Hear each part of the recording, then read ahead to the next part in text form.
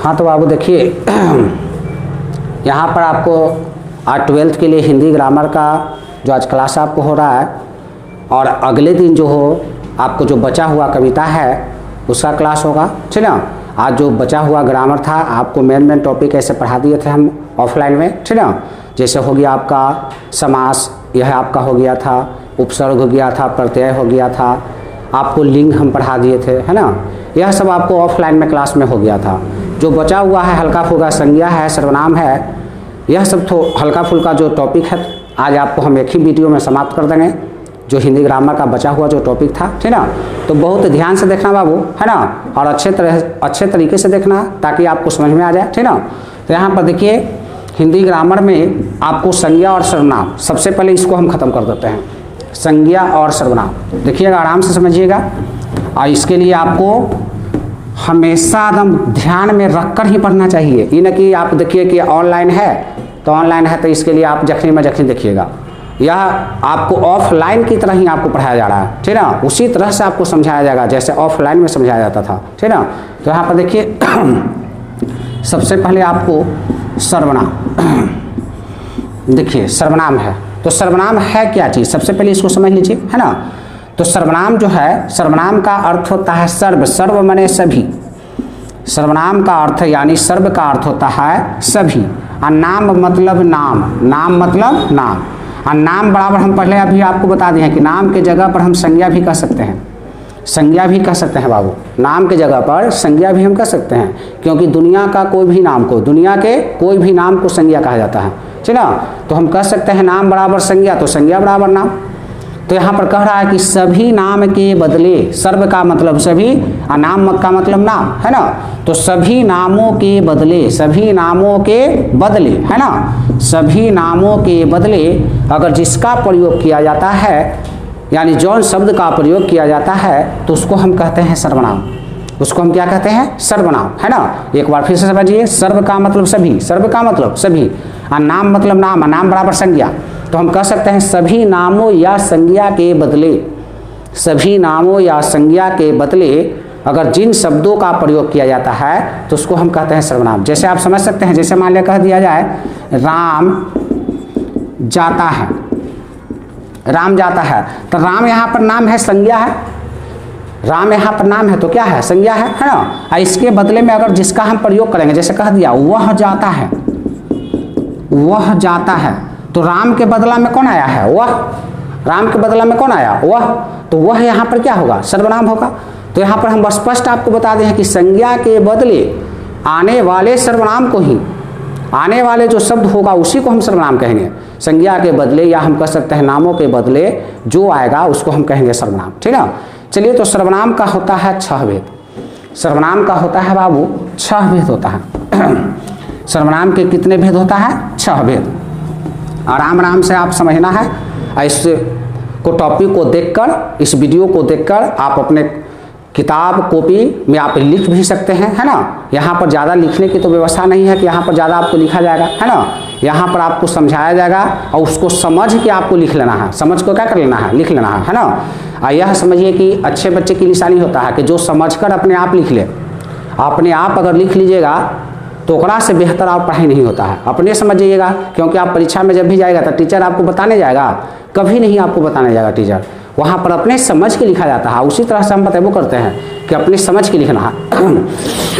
चलिए, तो यहाँ ध्यान दीजिए, तो सर्वनाम को होता है 6 भेद होता है बाबू। सर्वनाम के कितने भेद होता है, 6 भेद। पहला होता है पुरुषवाचक सर्वनाम, पुरुष वाचक सर्वनाम। दूसरा आपके होता है बाबू निश्चय वाचक सर्वनाम, निश्चय वाचक सर्वनाम। चलिए, तो ये दोनों को समझते जाइए, उसके बाद तीसरा भी बताएंगे, पहले ये दोनों को समझिए, ठीक ना। तो कहता है कि पुरुषवाचक हम सर्वनाम, इसका सर्वनाम के होता है 6 भेद, याद कर लीजिएगा, 6 भेद होता है। सर्वनाम के कितने भेद होता है, 6 भेद होता है। तो पहला आपको होता है पुरुषवाचक सर्वनाम, दूसरा होता है निश्चयवाचक सर्वनाम। तो चलिए पढ़ते जाइए और साथ साथ में अपना लिखते भी जाना है, अपना पढ़ते जाना है, अपना समझ के अपना लिखते भी जाना है, ठीक है। छओं को नाम हम पहले नहीं लिखे हैं, दूगो के नाम लिखते हैं, दूगो के समझाने के बाद फिर अगला समझाएंगे, तब आगे बढ़ेंगे हम। तो कहता है पुरुषवाचक सर्वनाम। तो देखिए कहता है कि वैसे सर्वनाम जिससे स्त्री और पुरुष दोनों से संबंधित बोध करा देता है, दोनों से अगर संबंधित बोध करा देगा बाबू तो उसको हम कहेंगे पुरुषवाचक सर्वनाम, ठीक ना। ये ना कि पुरुष का मतलब समझिए खाली पुरुष, और खाली अगर पुरुष के बोध करवाइएगा तो बताइए पुरुष का मतलब समझना है आदमी, पुरुष का मतलब समझना है आदमी, या हम कह सकते हैं मनुष्य। पुरुष का मतलब मनुष्य समझिए, तो मनुष्य में स्त्री पुरुष दोनों ना आएगा, मनुष्य में स्त्री पुरुष दोनों आएगा। और जब स्त्री पुरुष दोनों आता है तो हम कह सकते हैं कि जिससे स्त्री और पुरुष दोनों का बोध कराएगा, तो ऐसे सर्वनाम को हम कहेंगे पुरुषवाचक सर्वनाम। कह सकते हैं जिस सर्वनाम से स्त्री और पुरुष दोनों का बोध कराए, दोनों से बोध होने की संभावना हो, दोनों का बोध कराएगा, तो ओकरा हम कहेंगे पुरुषवाचक सर्वनाम। जैसे इसमें सबसे ज़्यादा आता है वह, मैं, सबसे ज़्यादा कौन आता है, मैं, वह भी आता है, यह भी आता है, ठीक ना। लेकिन यह दोनों निश्चयवाचक में ज़्यादा चल जाएगा, वह और यह, ठीक ना। इसमें आता है सबसे ज़्यादा मैं, सबसे ज़्यादा मैं, ठीक ना। जैसे कह देगा मैं जाता हूँ, या कह देगा मैं जाती हूँ, तो बदलाया नहीं, बदलाया, दोनों में प्रयोग हो गया ना, मैं, दोनों में प्रयोग हो गया। उसी तरह से कह देता वह जाता है, वह जाती है, ये भी प्रयोग हो गया, ठीक ना। तो इसको हम कहते हैं पुरुषवाचक सर्वनाम, जो दोनों का बोध कराएगा, स्त्री और पुरुष दोनों का बोध कराएगा, उसको हम कहेंगे पुरुषवाचक सर्वनाम, ठीक ना। चलिए दूसरा है निश्चयवाचक सर्वनाम। तो इसमें यह और वह दम, यह दोनों है जो कन्फर्म कर देता है, यह और वह ऐसे ही दोनों सर्वनाम है जो दम निश्चय कन्फर्म कर देता है, कहता है निश्चयवाचक सर्वनाम। कहता है यह और वह, कहता है जिस सर्वनाम से किसी के बारे में निश्चय का बोध करा दे, तो निश्चय के बोध कराएगा, तो उसको हम कहेंगे निश्चयवाचक सर्वनाम। उसको कौन सर्वनाम कहेंगे, निश्चयवाचक हम सर्वनाम कहेंगे, है ना। चलिए तो तीसरा भेद है वो अनिश्चयवाचक सर्वनाम, अनिश्चयवाचक सर्वनाम, ठीक ना, अनिश्चयवाचक सर्वनाम, ठीक ना। तीसरा आपका है अनिश्चयवाचक सर्वनाम। देखिए अनिश्चयवाचक को समझिए, इसको समझाने के बाद इसको मिटा देंगे और तब जाके हम लिखेंगे, कहे कि फिर ज़्यादा आपको नीचे लिख देंगे तो दिखाई आपको नहीं देगा, ठीक ना। तो कहता है अनिश्चयवाचक सर्वनाम। तो यहाँ पर कहता है कि वो ऐसे सर्वनाम जो अनिश्चय के बोध कराए, नामे है अनिश्चय, नाम क्या है अनिश्चय, तो अनिश्चय के बोध कराएगा। जिकरा में आता है कोई कुछ आता है बुआ, तो यह अनिश्चय का एकदम बोध कर देता है, और जब अनिश्चय का बोध कर देगा तो ऐसे सर्वनाम को हम कहेंगे अनिश्चयवाचक सर्वनाम। जैसे आपको कह दिया कुछ दो, अब क्या दो, वहाँ पर कुछ कहा गया कि क्या देना है, आम है कि सेब है कि सोना है कि चांदी है, कुछ कहा गया, तो कहता है कि अनिश्चय के चाहे कह दिया कुछ है। अब क्या वहाँ पर है, अगर अच्छा चीज़ मिल गया तो ठीक है, खराब चीज़ मिल गया तो वो में खराब है ना। तो कहता है कि कोई और कुछ, इस ऐसे दो सर्वनाम है कोई और कुछ, ठीक ना, कोई और कुछ, यह दोनों ऐसे सर्वनाम है जो अनिश्चय के बोध कराता है, एकदम अनिश्चय का बोध कराएगा, ठीक ना। तो अनिश्चय का बोध कराता है तो उसको हम कहेंगे अनिश्चयवाचक सर्वनाम। चलिए बाबू, इसके बाद जो है अगला जो आपको है उसको हम कहते हैं संबंधवाचक सर्वनाम। उसको हम क्या कहते हैं, संबंधवाचक सर्वनाम, संबंधवाचक सर्वनाम, संबंधवाचक सर्वनाम, ठीक ना, सर्वनाम, यह आपका चौथा है, ठीक ना, संबंधवाचक सर्वनाम। तो कहता है कि जिससे संबंध का बोध कराएगा, यानी एक सर्वनाम से दूसरे सर्वनाम या एक संज्ञा से दूसरे संज्ञा, किसी वाक्य में अगर संबंध स्थापित करने का काम करता है तो उसको हम कहेंगे संबंधवाचक सर्वनाम। इसमें आता है जो और सो, जो और सो आता है, इसमें कौन आता है, जो और सो। जैसे कह देगा वह कौन आदमी है जो दरवाजे पर खड़ा है। अब बताइए, वो तो हम संबंध बता रहा कि कौन है, बताइए कि जो दरवाजा पर क्या है, खड़ा है। चाहे कह दिया वह आया सो गया, ठीक ना। तो एक संज्ञा से दूसरे संज्ञा, एक सर्वनाम से दूसरे सर्वनाम जब जोड़ने का काम करेगा तो उसको हम कहेंगे संबंधवाचक सर्वनाम। पचमा है बाबू निजवाचक सर्वनाम,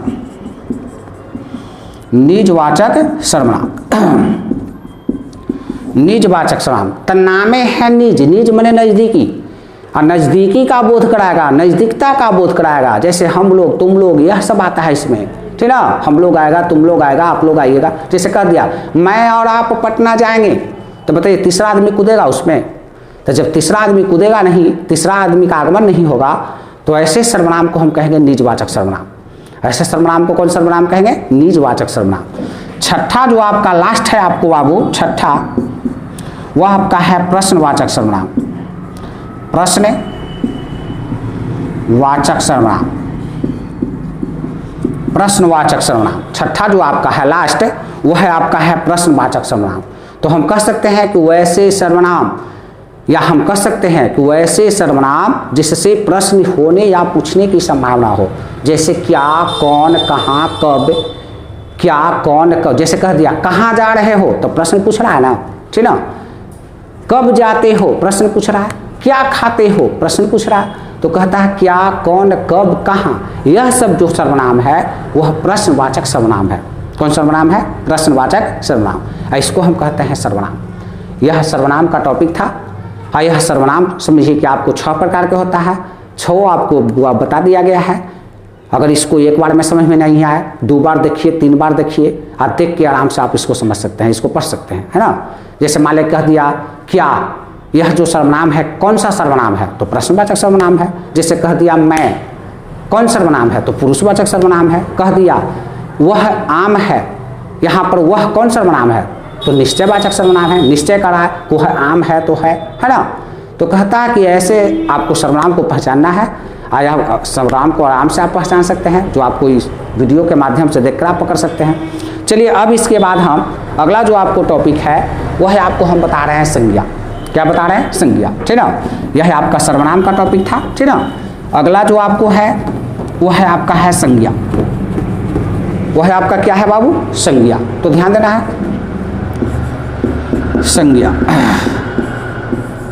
देखिए संज्ञा हम किसको कहेंगे, संज्ञा कहते किसको है? तो संज्ञा का अर्थ हम बता दिए हैं, पहले भी बताए हैं, कई बार बता चुके हैं। संज्ञा का अर्थ होता है नाम। संज्ञा का अर्थ क्या होता है? नाम। नाम होता है, इसका अर्थ क्या होता है? नाम। हम कह सकते हैं कि संज्ञा बराबर नाम, तो नाम बराबर संज्ञा। जैसे कह सकता है 2 बराबर 3, तो 3 बराबर 2 नहीं होना चाहिए ना। अरे 2 बराबर 3, तो 3 बराबर भी तो 2 होना चाहिए ना। तो उसी तरह से संज्ञा बराबर नाम, या कह सकते हैं संज्ञा या नाम दोनों बराबर है, तो नाम बराबर भी संज्ञा होना चाहिए, है ना। और दुनिया में जानते हैं कि दुनिया में, इस संसार में वह 3 चीज का नाम होता है, व्यक्ति, वस्तु, स्थान।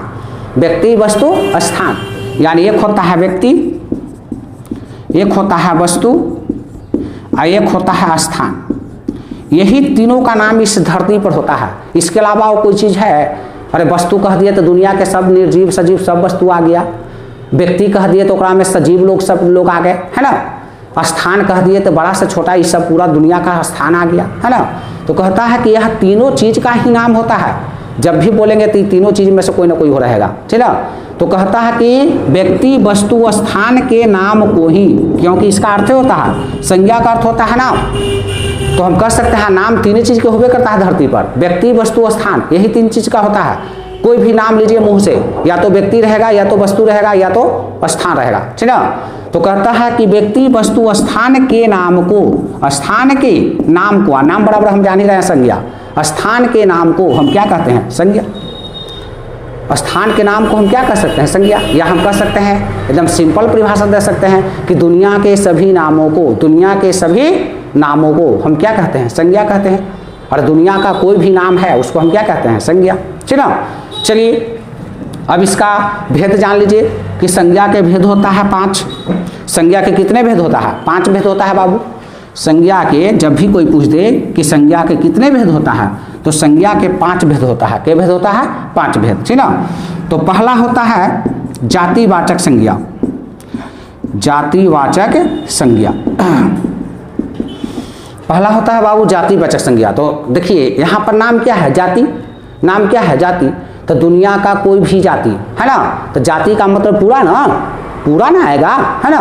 तो कहता है कि जिस संज्ञा से या जिस शब्द से हम कह सकते हैं कि जिस शब्द के द्वारा पूरे जाति उसके समाज का बोध कराएगा, उसके समस्त जाति का बोध कराएगा, तो समस्त जाति का बोध कराएगा, तो हम कह सकते हैं वो ऐसे शब्द को जातिवाचक संज्ञा। जैसे मान लें कि देखिए यहाँ पर कह दिया फल, तो फल क्या है? पूरे जाति का फल जाति का बोध करा रहा है, जैसे मान ले कह दिया कि आप फल लेके आइए बाजार से, तब फल लेके आने का मतलब कह दिया, तो वहाँ पर आप समझ सकते हैं कि फल का मतलब हम कुछ ले सकते हैं, आम केला जो भी है हमको मन है, नारियल है तो हम नारियल भी ले सकते हैं, अंगूर लेने का मन है तो अंगूर भी ले सकते हैं। लेकिन अगर वहाँ पर पर्सनल नाम धरा जाए कि केला लेके आना है, तो बताइए वहाँ पर अंगूर आप ला सकते हैं? नहीं ला सकते हैं। तो यहाँ पर फल कह दिया, तो फल कह दिया तो फल पूरे जाति का बोध कर रहा है, उसके समुदाय का बोध कर रहा है, जाति का, ठीक ना, पूरे समस्त जाति का फल का। तो हम ऐसे ऐसे शब्दों को कहते हैं जातिवाचक संज्ञा। जैसे आपको कह दिया स्थान, तो स्थान कह दिया बाबू, तो स्थान का मतलब सब स्थान ना, बड़ा सा छोटा सब ना। जैसे कह दिया पहाड़, पहाड़, ठीक ना, तो पहाड़ कह दिया, तो पहाड़ का मतलब कुछ बड़ा पहाड़ या छोटा पहाड़, कोई भी पहाड़ आ सकता है, वही नाम धरेंगे। हिमालय, तो बताइए वो खास हो गया, और खास को हम पहाड़ नहीं वैसे कह सकते हैं, उसको हिमालय कह दिया तो खाली हिमालय पहाड़ का। जैसे पटना कह दिया स्थाने में, तो पटना खाली पटने ना, उधर पर मसौजी ना आएगा, जहानाबाद नहीं ना आएगा। तो कहता है कि ऐसे, जैसे कह दिया नदी, तो नदी में आ गया छोटा से बड़ा सब नदी, और वही नाम धर देंगे गंगा, तो गंगा धर दिया तो वह जाति में नहीं आएगा, ठीक है, वह आ जाएगा व्यक्तिवाचक में, कुछ में आ जाएगा व्यक्तिवाचक में।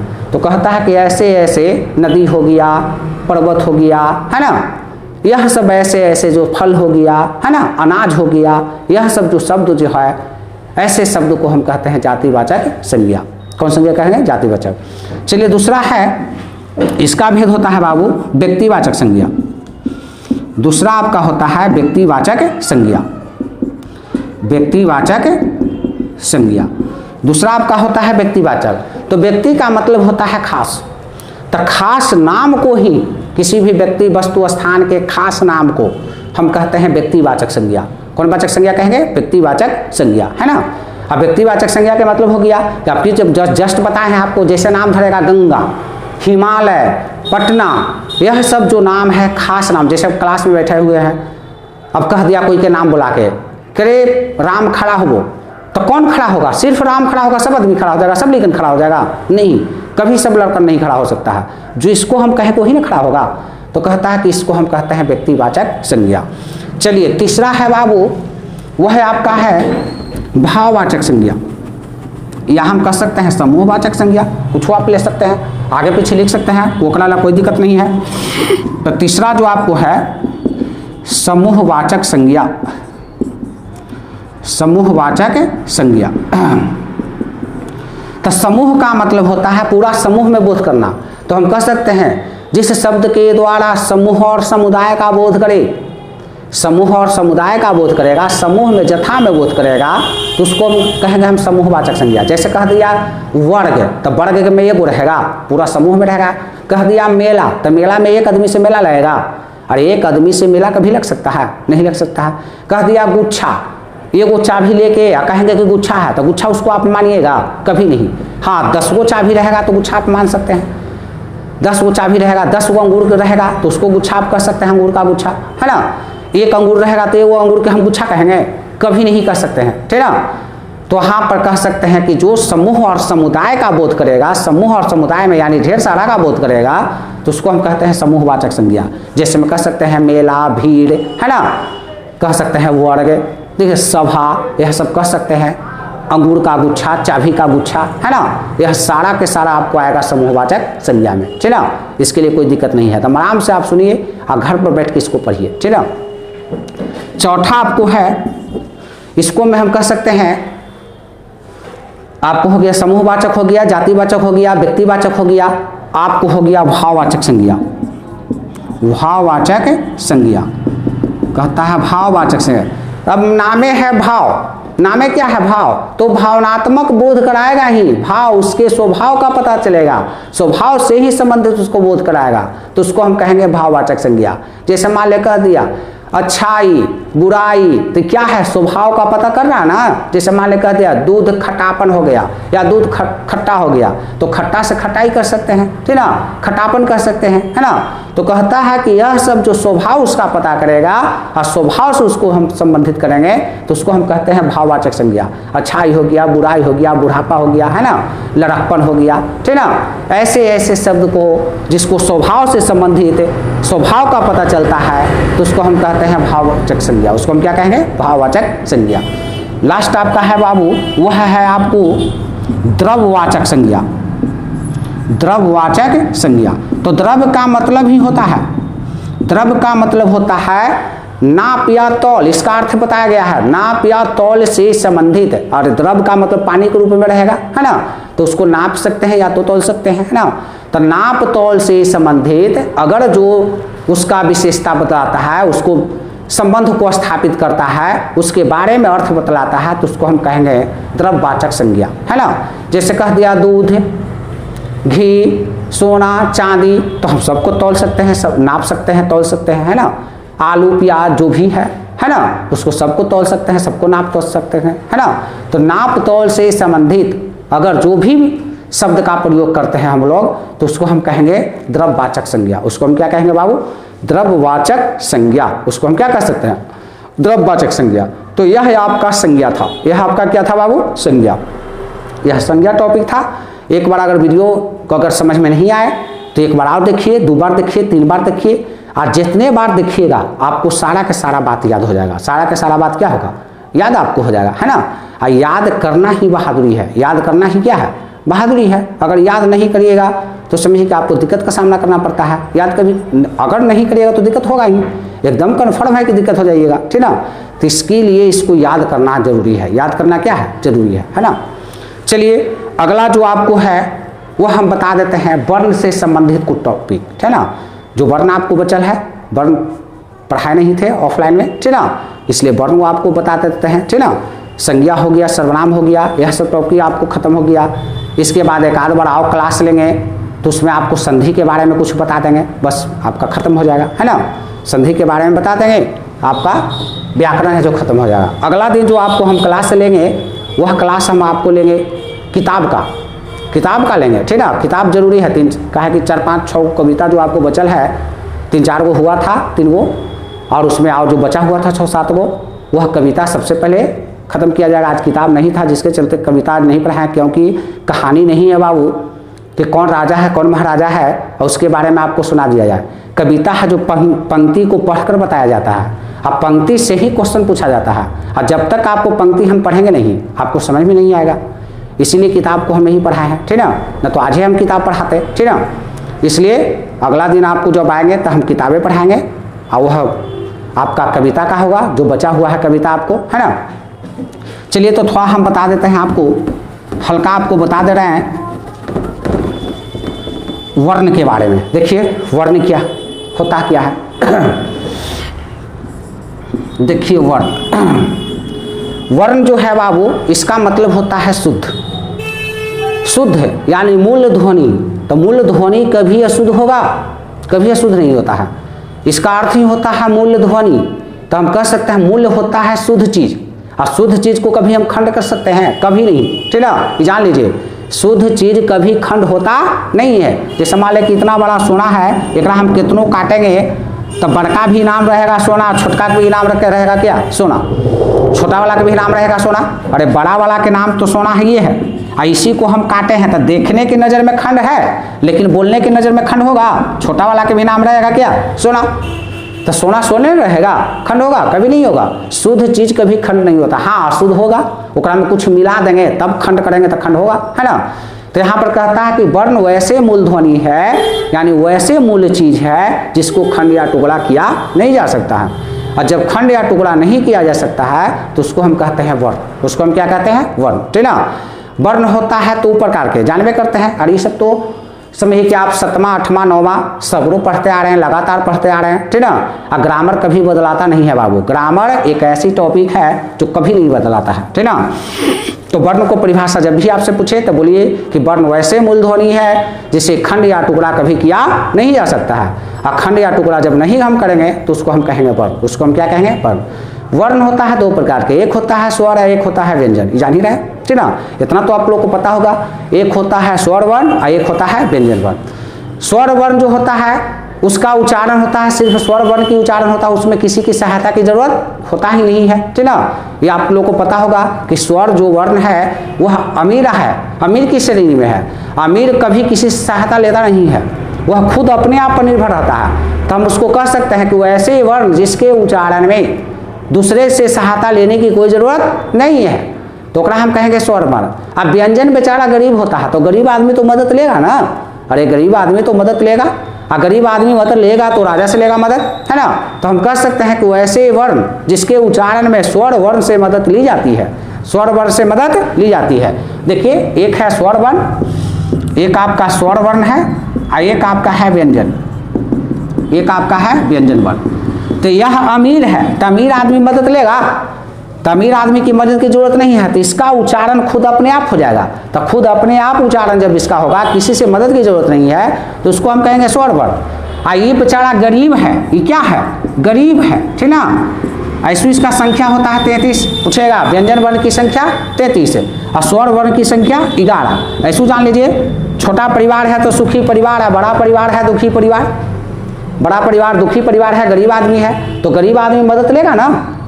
तो जब गरीब आदमी मदद लेगा तो केकरा से लेगा मदद, स्वर से लेगा मदद। तो स्वर वर्ण से जब ये सहायता लेगा तो इसको हम कहेंगे व्यंजन वर्ण। यानी हम कह सकते हैं कि वैसे ही वर्ण जो स्वर वर्ण की सहायता से उच्चारण हो तो ओकरा हम कहेंगे व्यंजन वर्ण। इसका संख्या होता है 33, क से लेके होता है ह तक, और इसका होता है अ से लेके अ तक, अ तक, ठीक ना। अ से लेके कहाँ तक होता है, अ तक होता है ना। इसका संख्या होता है 11, और इसका संख्या होता है 33। चलिए यह सब तो सब कोई आप लोग पढ़ते जा रहे हैं, या आप 7वां 8वां सगरू आप पढ़ते आ रहे हैं, ये सब तो बताना उतना उचित नहीं था, लेकिन आपको बता दिए कि ताकि थोड़ा याद हो जाए, ताज़ा हो जाए, है ना। इसमें जानबे करते हैं कि स्वर वर्ण के दो भेद होता है, एक होता है दीर्घ और एक होता है ह्रस्व। तो दीर्घ का मतलब ज़्यादा, जो ज़्यादा मेहनत करता है, जिसके उच्चारण में ज़्यादा समय लगता है, तो उसको हम कहेंगे दीर्घ स्वर वर्ण, और जिसके उच्चारण में कम समय लगता है ओकरा हम कहेंगे ह्रस्व स्वर वर्ण। ये तो पता है।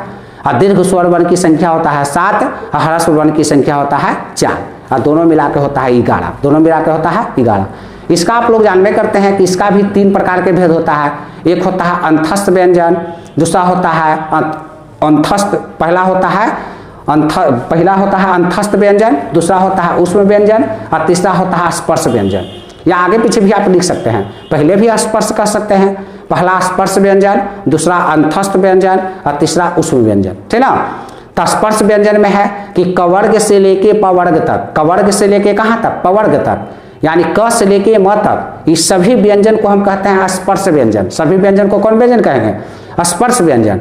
और उसी प्रकार से आपको अंतस्थ व्यंजन, तो य र ल व को, य र ल व को, ये 4 गो को, इसको कहा गया अंतस्थ व्यंजन कहा गया है। क्या कहा गया, अंतस्थ व्यंजन। और ऊष्म व्यंजन कहा गया है, यानी एक होता है ह और 3 गो होता है स, जैसे तलबी स, डंटी स, मूर्धनी स, तलबी स, डंटी स, मूर्धनी स, और एक ह, ये 4 होता है ऊष्म व्यंजन, ये 4 होता है ऊष्म व्यंजन।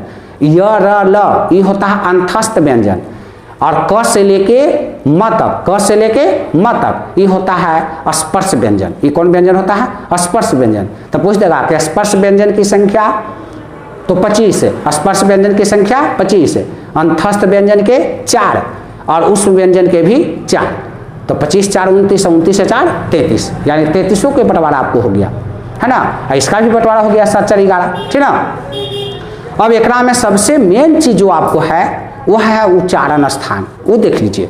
इसीलिए हम वर्ण को आपको समझा रहे थे, उच्चारण स्थान के लिए खाली, ये सब तो सबको पता रहता है बाबू, लेकिन आपको एक बार सुन लीजिएगा तो तरोताजा हो जाइएगा आप लोग, ठीक ना। लेकिन सबसे जरूरी है उच्चारण स्थान। वह देखिए उच्चारण स्थान क्या है, देखिए यहाँ पर ध्यान दीजिएगा। उच्चारण स्थान के लिए देखिए, उच्चारण स्थान, एक दिन लिख दीजिए वर्ण। देखिए उच्चारण स्थान में पहला है कंठ, दूसरा है तालु, तीसरा है मूर्धा, चौथा है दंत, पांचवा है ओष्ठ, छठा है नासिक, नासिका। देखिए क्या होता है, तो क से कंठ होता है, कंठ, क से कवर्ग, यानी क से लेके यहाँ तक, क से लेके यहाँ तक नहीं, अंगा तक, क से लेके अंगा तक, ठीक ना। और इसमें होता है, एक होता है विसर्ग, एक क्या होता है, विसर्ग, ठीक ना। एक आपका विसर्ग होता है, यानी क से लेके अंगा तक जो भी आपको आएगा वह आएगा कंठ में उच्चारण। क्या में आएगा? कंठ में। जैसे क हो गया, ख हो गया, ग हो गया, ठीक ना, अंगा हो गया, यह सब का उच्चारण स्थान कंठ है। सबका उच्चारण स्थान क्या है बाबू? कंठ है, ठीक ना। या विसर्ग, कोई पर अगर विसर्ग लग जाएगा तो उसका भी उच्चारण स्थान कंठ होगा, उसका उच्चारण स्थान क्या होगा? कंठ होगा, ठीक ना।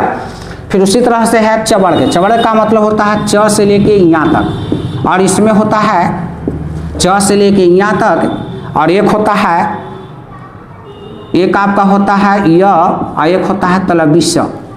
एक आपका होता है य और दूसरा होता है तलबिस, ठीक ना।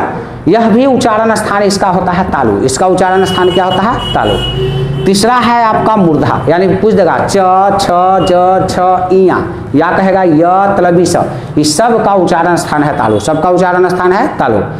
तीसरा आपका है मूर्धा, यानी ट से लेके टावर गिना तक। और एक आपका इसमें होता है र और मूर्धन्य स, र और मूर्धन्य स, ठीक ना।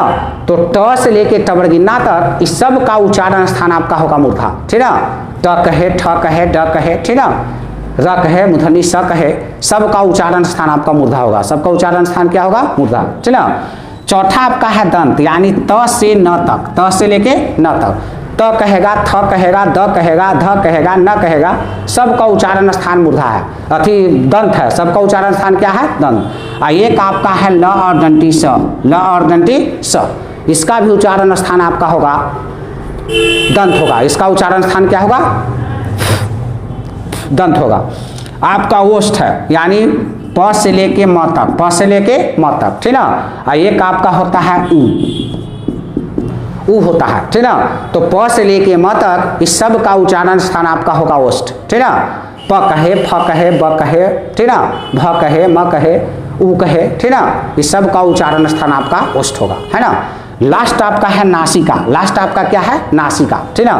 तो नासिका में देखिए सब का अंतिम वर्ण यानी अंगा, एकरा में अंतिम वर्ण होगा इया, इसमें आपका होगा टबर गिना, इसमें होगा न, और इसमें होगा म, और इसके अलावा अनुस्वार, जिस पर अनुस्वार, कोई पर अगर अनुस्वार रहेगा तो कोई पर अगर अनुस्वार रहेगा तो उसको हम कहेंगे नासिका। कोई रहे, मान ले कि कए है तो क कैसे कंठ होना चाहिए, लेकिन क पर अगर अनुस्वार हम दे देंगे तो ये हो जाएगा नासिका। क्या हो जाएगा?